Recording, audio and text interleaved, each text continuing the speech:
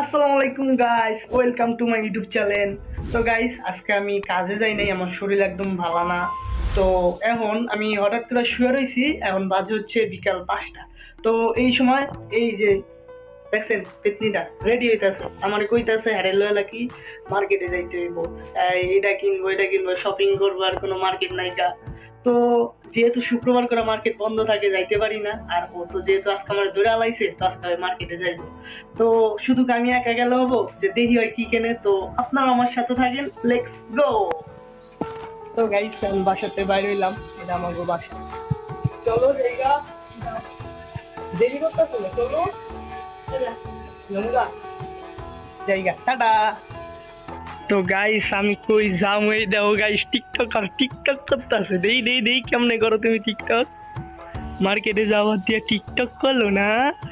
তো গাইস, বাজারে পরে যাবো, আগে একটু টিকটক